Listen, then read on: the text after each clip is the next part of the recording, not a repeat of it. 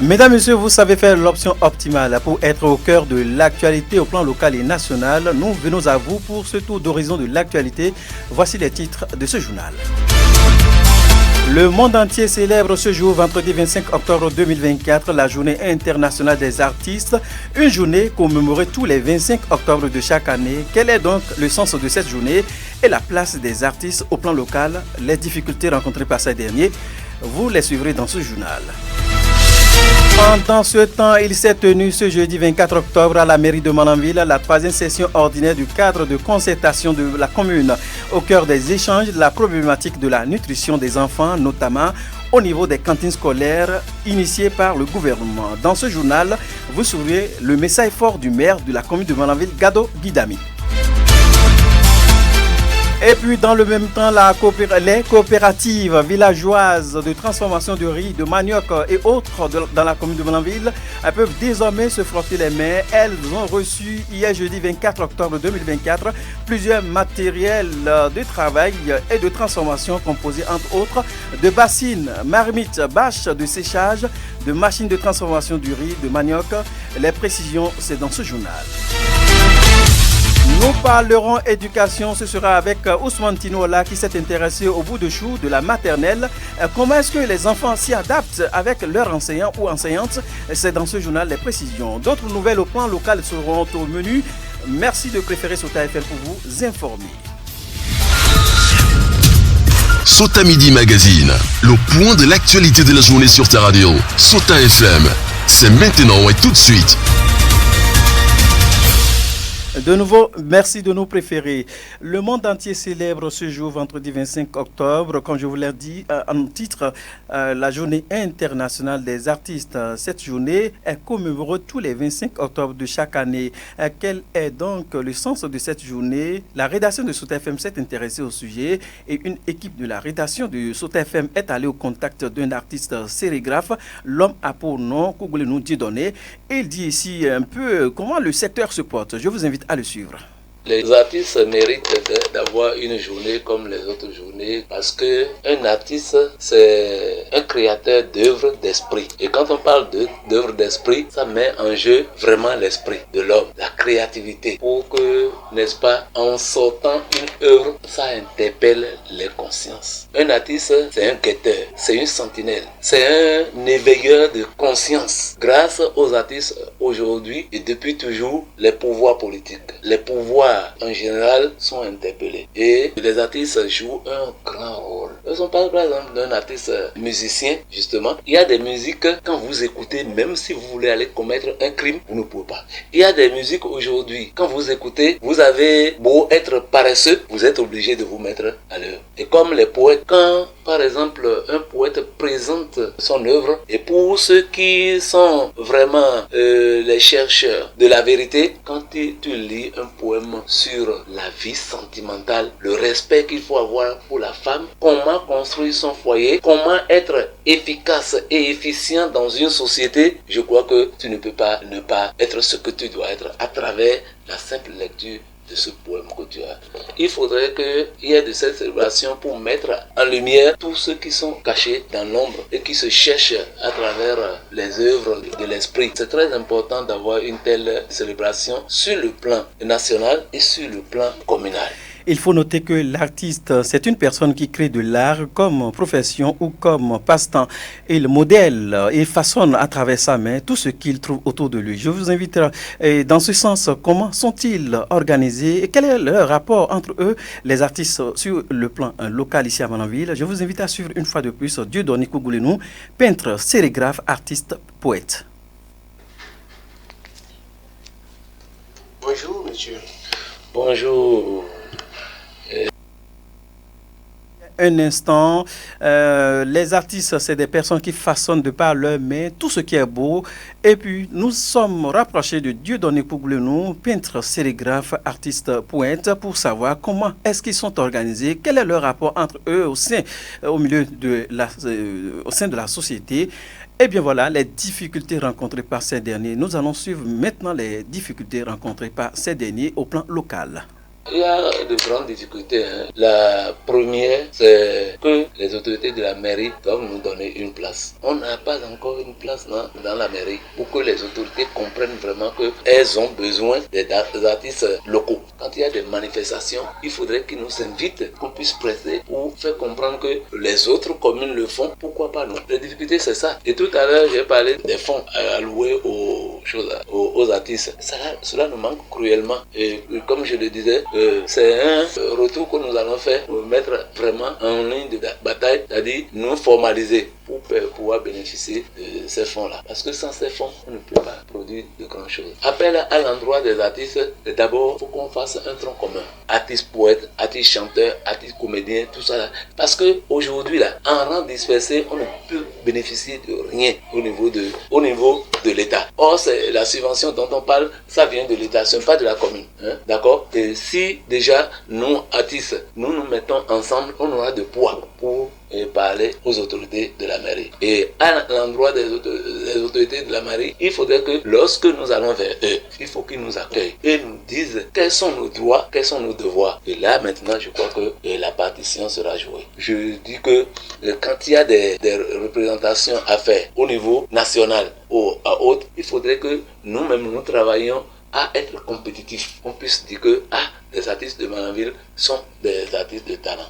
Mesdames et messieurs, à l'instant, Dieudonné Koublenou, il est peintre, sérigraphe, artiste, poète, à l'occasion de la journée internationale sur la radio Sauta FM. Autre volet de l'actualité, mais nous restons toujours sur place. Il s'est tenu ce jeudi 24 octobre à la mairie de Malanville, à la 3e session ordinaire du cadre de concertation de la commune. Au cœur des échanges, la problématique de la nutrition des enfants, notamment au milieu, sinon au niveau des cantines scolaires initiées par le gouvernement. Dans son adresse, le maire de la commune de Malanville a fait remarquer l'importance d'une telle alimentation, d'une bonne alimentation riche en nutriments. C'était en présence des responsables d'ONG intervenant dans la nutrition, des responsables des services déconcentrés de l'État de la commune et représentants de groupements de femmes. Et c'est la salle de délibération de l'hôtel de ville qui a servi de cadre. Guidami Gado, maire de la commune de Malanville, se veut plus précis. On l'écoute. Je voudrais dire que par rapport aux différentes thématiques, à savoir l'alimentation, la nutrition, la santé, c'est des thématiques qui sont d'une importance capitale. Parce qu'aujourd'hui, dans notre commune, et quand on parle de nutrition, c'est qu'il y a des efforts à faire. Puisque quand on voit les statistiques, c'est que même si on n'est pas, disons, à la queue, on n'est pas non plus à la tête. Or, ce qu'il faut viser comme ambition au niveau de chacune de nos communes, c'est de tout faire pour être à la tête. Et c'est une compétition sur tous les plans en vue donc d'amorcer le processus de développement de nos communes. Et aucun développement n'est possible si on n'a pas des personnes qui ont vraiment une santé physique, morale, intellectuelle. Et pour aboutir à ça, c'est que dès l'enfance, la nutrition joue un rôle majeur. Un enfant mal nutri, il va grandir, mais quand vous le voyez, vous sentez qu'il y a quelque chose qui manque. Non seulement physiquement, mais sur le plan intellectuel, il y a quelque chose qui manque. Et c'est pour cela que, ne serait-ce que cette thématique d'abord, avant d'aller à la santé, en passant par l'alimentation, on dit un esprit sain dans un corps sain. L'esprit, c'est par rapport au corps sain qui est la santé, parce que quand la santé physique est présente, c'est que l'esprit se porte bien et l'esprit est prêt à réfléchir pour promouvoir le développement de ce corps-là. Et donc c'est dans ce cadre que je voudrais dire, avec cette 3e session ordinaire, nous aurons l'occasion de faire le point de ce qui a été réalisé. Occasion pour l'autorité communale d'aller plus loin en ce qui concerne, sinon en se prononçant sur un sujet à la perdue dans notre commune et qui à coup sûr freine le développement à nos jours dans nos communautés. Guidami Gado, qu'on écoute.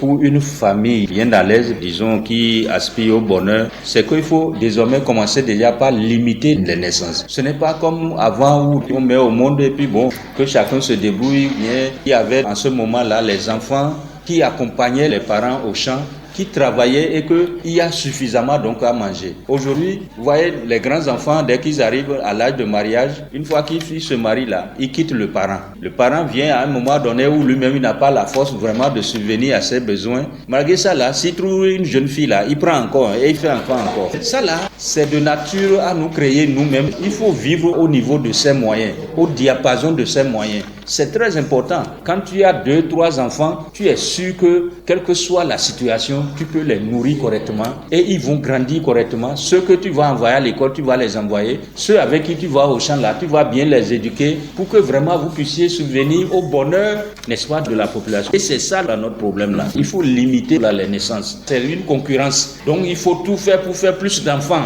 Vous voulez aller vendre les enfants là. Vous faites les enfants et finalement les enfants reviennent à vous-même, les femmes là. C'est à vous de vous débrouiller pour les nourrir. Mais tout ce que tu trouves là, tu viens, tu leur donnes, ils sont obligés de manger pour survivre. Avec ça là, on ne peut pas avoir donc vraiment l'esprit sain et dans un corps sain. C'est ça en fait l'éducation que nous-mêmes nous devons faire. Bien nourrir, c'est-à-dire quand on parle de nutrition là, ce n'est pas seulement apporter ce que l'organisme va prendre pour survivre, mais apporter ce dont l'organisme a besoin pour être épanoui. Mesdames et messieurs, on reste toujours avec le maire de la commune de Malanville. Les coopératives villageoises maraîcheuses de transformation du riz, de manioc et autres de la commune de Malanville et ses environs peuvent désormais se frotter les mains. Elles ont reçu hier jeudi 24 octobre 2024 plusieurs matériels de travail et de transformation composés entre autres de bassines, marmites, bâches de séchage, de machines de transformation du riz et du manioc. Ceci dans le cadre de la cohésion sociale à travers le gouvernement et ses partenaires, la coopération suisse, le CAFW, intégré dans le FADEC. C'est l'esplanade de la mairie de Malanville qui a servi de cadre à la remise officielle du matériel aux différentes coopératives présentes. Occasion pour l'autorité communale d'adresser un message fort à ces milliers de personnes venues pour la cause. Guidami Gado qu'on retrouve de nouveau. Et vous avez vu avec ce matériel où il s'agit de transformation d'un certain nombre de machines qui vont peut-être soit moudre, etc. En tout cas, toute activité qui convient par rapport au groupement qui est bénéficiaire de ce matériel-là. Donc, c'est une première étape parce que au niveau de Malanville, nous avons effectivement bénéficié de ce projet-là et que je remercie très sincèrement donc le gouvernement et son chef, le président Patrice Talon, et que ces deux partenaires qui financent ce guichet Sahel seront appuyés par la Banque mondiale à partir de 2025. Donc, à partir de 2025, la cagnotte, c'est-à-dire les ressources seront encore plus abondantes et que j'espère par la grâce de Dieu que Malanville aura aussi l'impact de ce financement et qu'il nous revient maintenant de prendre les dispositions pour que nous puissions accompagner nos populations telles que le gouvernement le désire pour que réellement on puisse créer la cohésion sociale à travers la satisfaction des besoins fondamentaux de nos populations. Par ailleurs, Guidami Gado a souhaité que ces membres des coopératives en fassent un bon usage des outils reçus. Extrait de ses propos. En faisant la remise symbolique, souhaiter que, comme c'est des matériels qui ont une certaine résistance, l'essentiel c'est de les entretenir. Et aussi longtemps qu'elles seront dans l'activité qui concerne ces matériels-là, ces matériels, une fois conservés, c'est que ça va leur servir pendant longtemps. Et qu'elles en fassent, et s'il y a des hommes aussi parmi eux, qu'ils en fassent donc un bon usage. Mesdames et messieurs, cette session de l'information se poursuit. Et puis, on est toujours au plan local. Démarré ce lundi, l'examen du certificat de qualification au métier CQM se déroule sans écroche dans le centre de composition retenu à Malanville pour la cause. Et cet examen prend probablement fin le samedi 26 octobre 2024. Et selon le président du comité d'organisation de cet examen, au plan local, les résultats provisoires seront donc proclamés ce samedi 26 octobre 2024 avant les résultats définitifs de la direction des examens et concours. Je vous invite à suivre ici un extrait des propos de Pierre Cassien. Il est président du collectif du bureau des artisans à Malanville.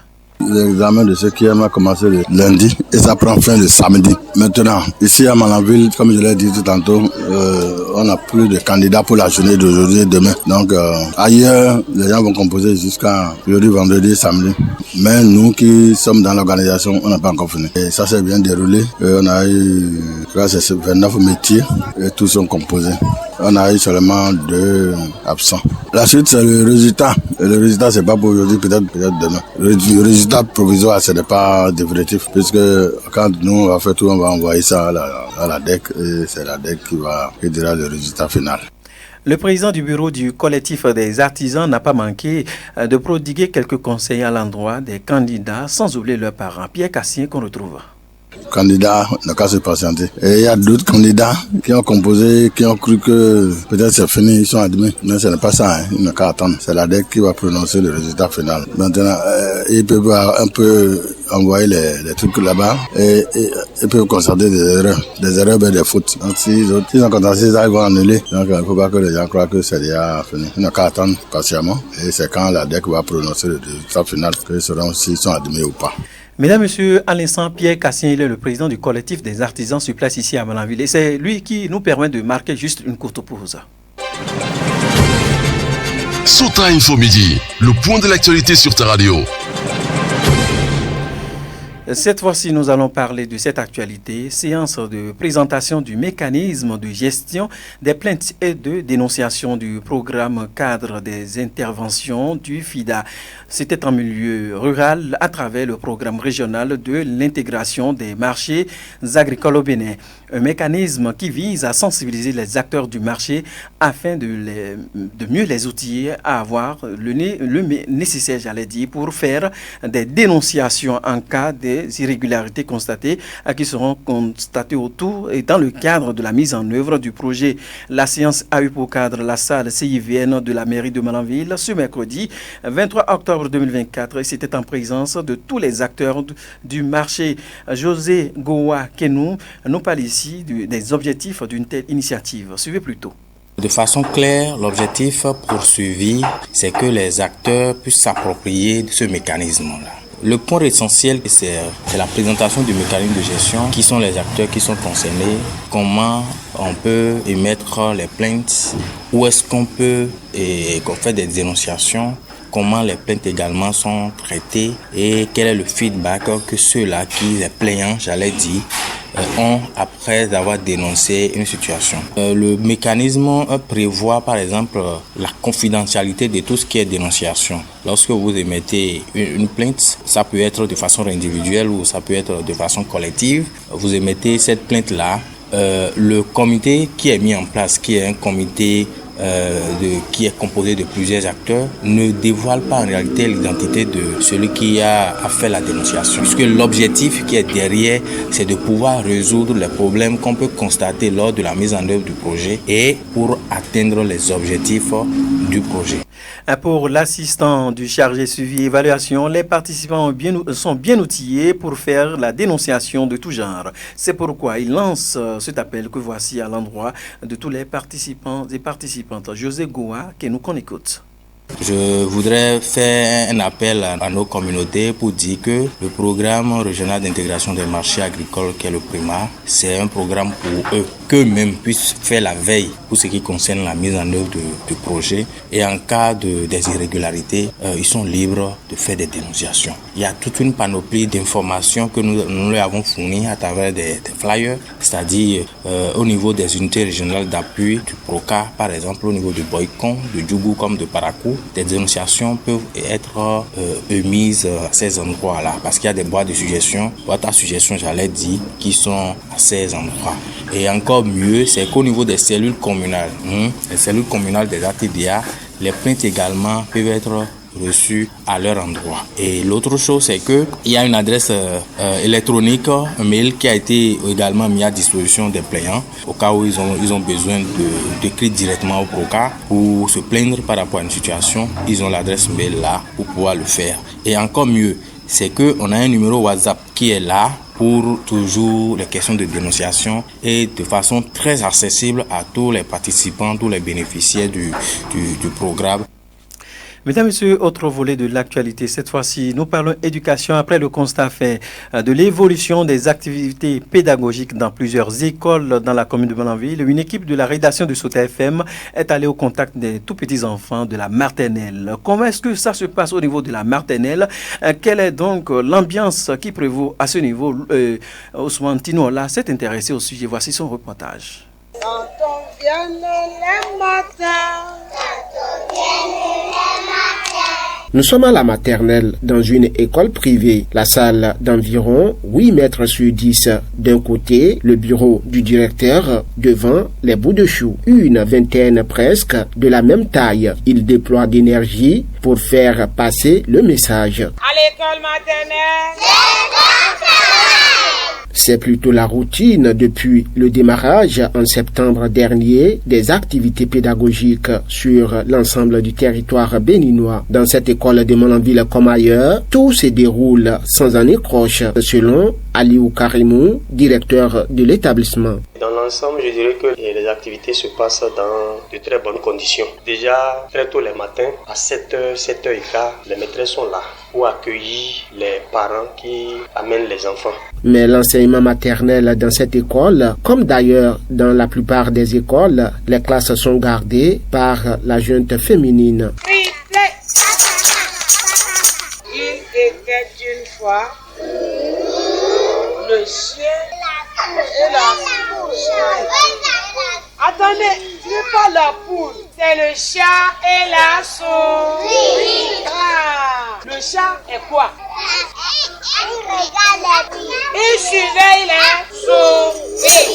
La féminisation de l'enseignement maternel semble bien avoir une explication avec Aliou Karimou, directeur de l'établissement. L'enseignant est tout, c'est-à-dire il y a le côté affectif. En dehors du fait que l'enseignant est un éducateur, il éduque l'enfant. Ce n'est pas seulement l'enseignement qu'il donne. Et hormis le côté enseignement qu'on donne, il y a aussi le côté affectif. Et l'amour qui lie la maman à l'enfant est énorme. Donc c'est pourquoi vous allez constater que la plupart des enseignants de la maternelle sont des maîtresses. Au-delà de la pédagogie, l'établissement n'est pas à l'abri des difficultés. Les responsables doivent d'abord faire face au non-respect des règles élémentaires d'accès à l'établissement dans le rang des parents d'élèves. En termes de difficultés, c'est qu'il y a des parents qui, malgré les sensibilisations par rapport aux parents qui mènent par eux-mêmes leurs enfants, qui viennent à moto, je veux dire, et quand ils viennent, et au portail là, on a écrit pied à terre. Mais malgré ça, nous constatons que les parents n'observent pas cela. Eux, ils n'entendent pas déposer l'enfant. Une fois arrivé au portail, ils permettent à l'enfant de venir par lui-même en classe. Mais ils préfèrent entrer à moto. Ce qui est même criard et horrible, c'est qu'il y a des parents qui entrent en filant. Parce qu'ils sont déjà en retard. Ouais, non, ils filent pour entrer dans l'enceinte. Ce qui n'est pas bien séant. Même si ils doivent entrer au moins, c'est-à-dire une fois arrivé au niveau des pavés, qu'ils garent la moto et tirer la main à l'enfant pour l'amener. On dit bonjour à la maîtresse. Eh bien voilà, merci à vous Ousmane Tinola pour cette incursion dans le monde des bouts de chou dans la commune de Malanville. Et juste derrière vous, on installe Zulkifil Lona, c'est pour les nouvelles hors de nos frontières. Zulkifil, bonjour. Bonjour Bruno Gaclé. Avec vous, nous traversons les frontières béninoises et nous atterrissons comme ça au Mali.